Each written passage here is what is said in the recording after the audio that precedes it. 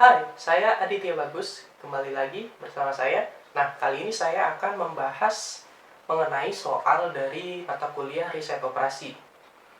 Nah, soalnya itu adalah berupa, kita lihat pada soal di sini saya akan membahas soal nomor 3. Terdapat sebuah data pada proyek dengan 3 perkiraan waktu penyelesaian untuk masing-masing aktivitasnya. Nah, itu pada kolom pertama ada 6 aktivitas, yaitu aktivitas A, aktivitas B, aktivitas C, dan E sampai F ya. Nah, kemudian pada kolom kedua itu ada aktivitas pendahulu langsung.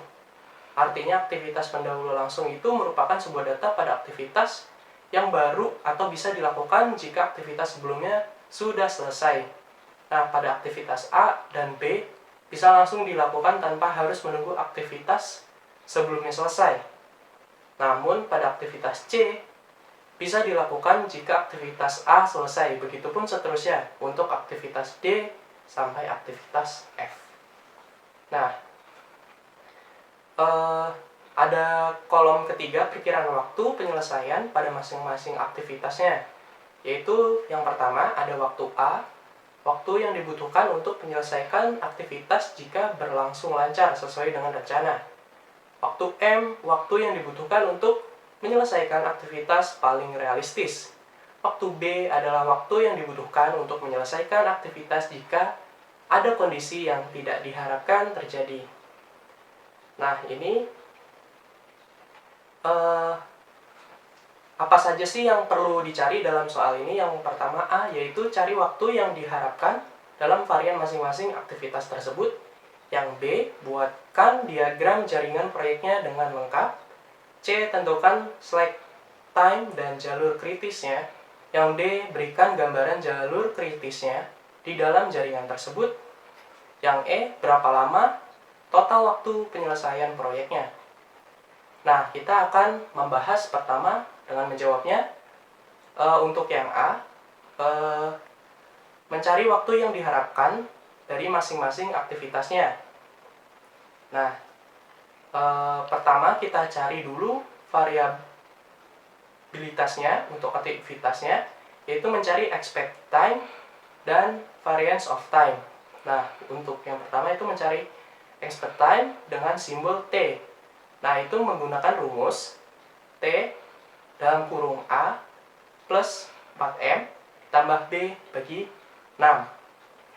Nah, untuk kedua, untuk mencari variant of time dengan simbol V menggunakan rumus V dalam kurung B kurung A dibagi 6 akar 2.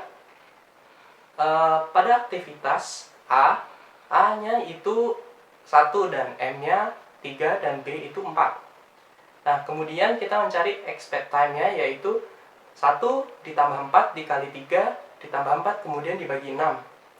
Nah, kita kalikan dulu yang dalam kurung 4 kali 3 sama dengan 12, lalu ditambah 1 ditambah lagi 4 hasilnya yaitu 17.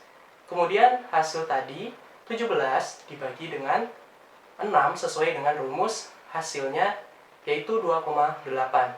Nah, setelah expect time kemudian kita cari variance of time-nya, yaitu 4 dikurang 1 kemudian dibagi 6 hasilnya 0,5.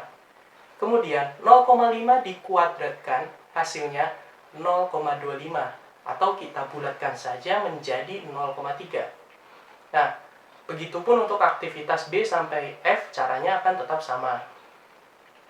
Nah, kita akan menjawab soal yang B-nya, membuat diagram jaringan proyeknya. Nah, ini membuat diagram alur proyek. Nah, untuk membuatnya, kita buat dahulu sebuah lingkaran yang dibagi menjadi 5 space dengan garis.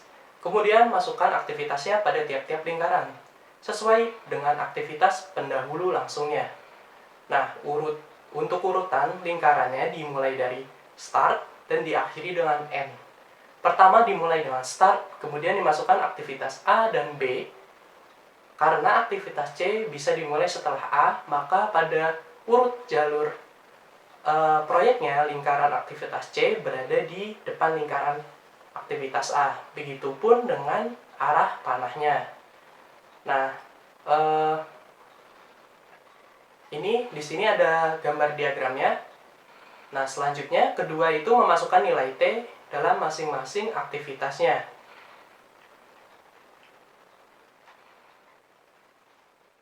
Seperti gambarnya ada nanti. Nah, selanjutnya ada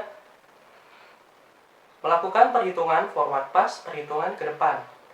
Nah, ini melakukan perhitungan ke depan, pilih yang paling besar.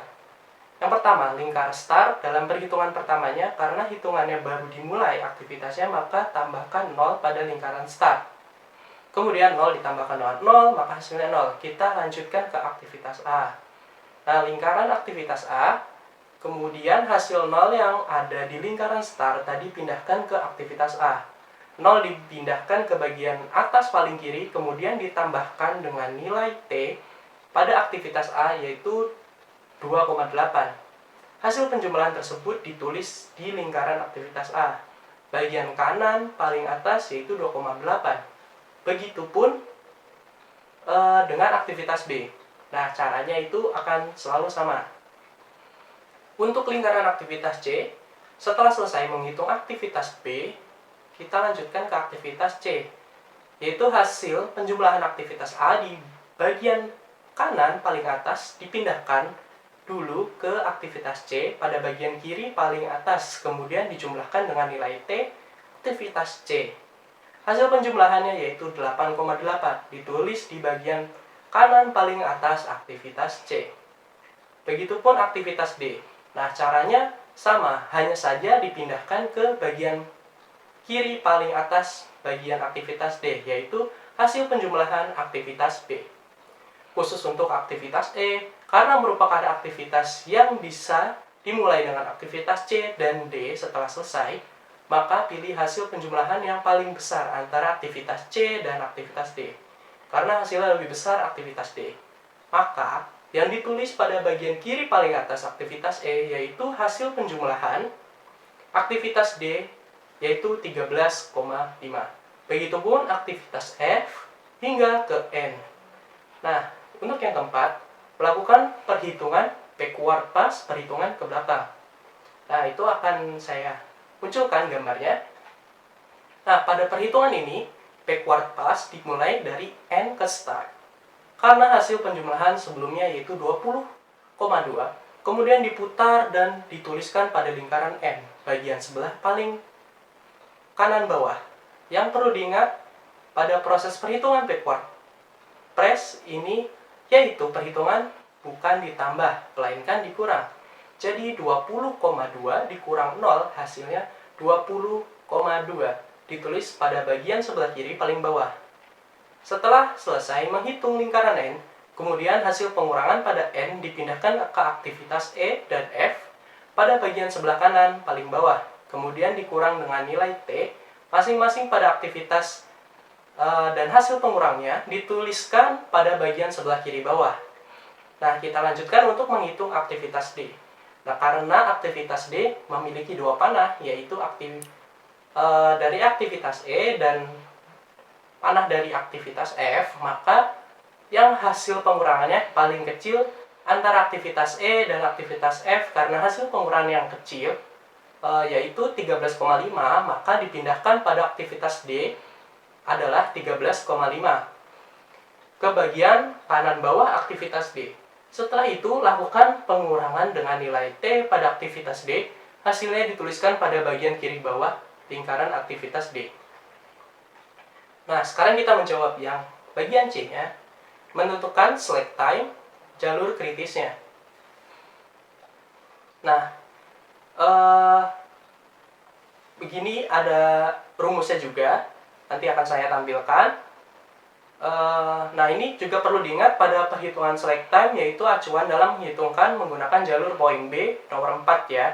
Untuk menentukan hasil pengurangannya termasuk jalur kritis atau bukan jalur kritis, yaitu hasilnya 0, maka termasuk ke dalam jalur kritis. Namun apabila hasilnya di atas 0, maka bukan jalur kritis.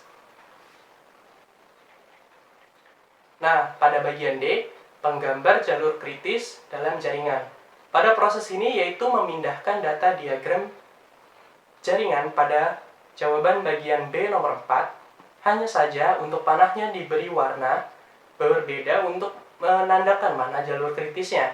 Pada gambar di samping saya menunjukkan panah merah untuk menandakan bahwa panah yang berwarna merah merupakan jalur kritis, yaitu terlihat jika aktivitas B, D, dan E merupakan jalur kritis.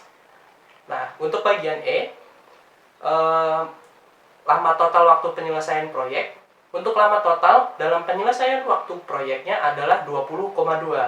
Itu menurut perhitungan yang telah kita lakukan terjadi pada bagian D, yang ditunjukkan dalam lingkaran N.